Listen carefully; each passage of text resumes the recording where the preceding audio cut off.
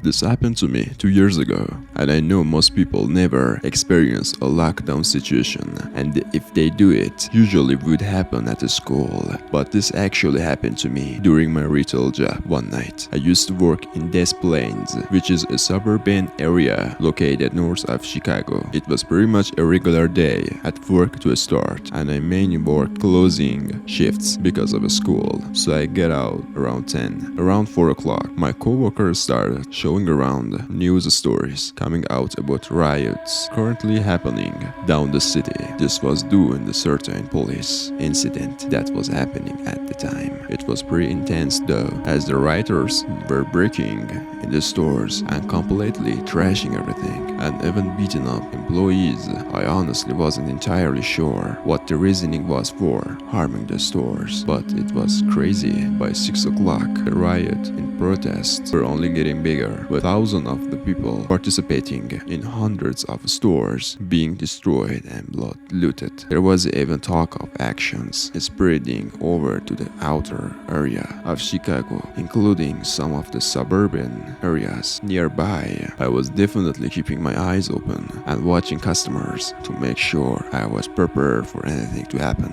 Another 2 hours went by, and at this point, it seemed like the entire city was going up in flames, and some of my co-workers actually left the area because they were so nervous. My manager that was working that night was a really understanding guy, and we didn't have many customers coming in anyways, so he didn't mind them going home early. I stayed though, as I really wasn't too worried. I knew I wouldn't be getting paid unless I stayed. Pretty soon I realized that was a mistake. I was stacking product in an aisle on the far left side of the store, which was opposite of the main entrance. When I heard some yelling outside, I went to the front of the aisle where I could look at the windows towards the front of the store, and I could see some people running around, but the glare from inside made it hard to actually see what was going on through the window. I started making my way towards the entrance of the store when the intercom came on,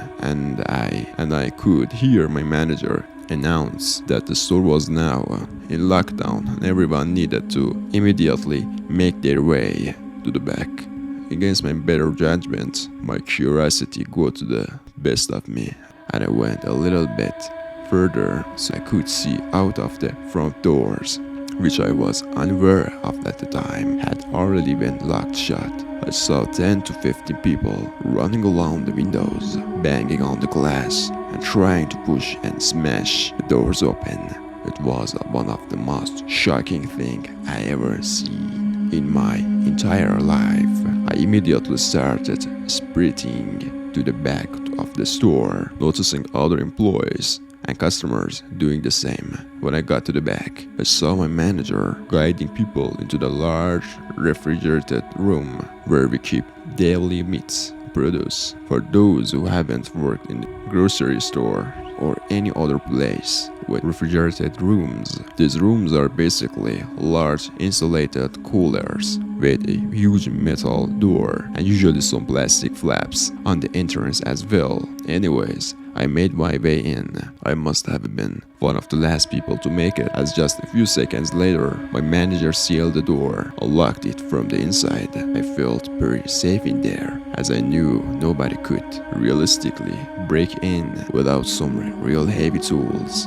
But what scared me was how long I'd been there for. Like, what if a whole mob of people waited outside the door? I say there were a good 30 to 40 people in there with me, and a lot of them were really panicking, asking us if the door was going to hold. My manager calmed them down a little bit, but that's when we started to hear noise from within in the store. Stuff shattering, falling over, screaming and yelling. I will admit, hearing those noises in real life was terrifying. I was shaking as we could hear the sounds more and more clearly while they made their way towards the back of the store. Soon their footsteps could be heard outside the room, and then a few seconds of silence before the door shook as someone attempted to open it. I guess they realized pretty quick that it was locked from the inside and started yelling and banging on it, screaming at us to open the door. We all tried to stay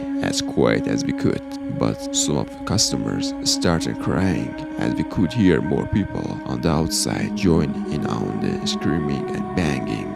One of them even yelled, "This is the police, open up," trying to fake us out or make fun of us or something. This went on for probably 15 minutes of constant banging and screaming before it began to slow down. Over to the next 30 minutes, it slowly got calmer as most of them put their attention elsewhere. Every someone once in a while would come around and bang on the door a few times and then leave. It took almost an hour or being there for the police to clear the building and let us out safely. Walking out, the whole store was trashed, shelves were pushed over, and product was scattered all over the floors. It was really crazy to see the store look like that. Anyways, as far as I know, the violence was mostly cleared overnight in the suburbs, but I think they continued down in Chicago for a few days. It was definitely the most intense situation I ever been in though, and I'm glad everyone in the store was able to make it out unharmed.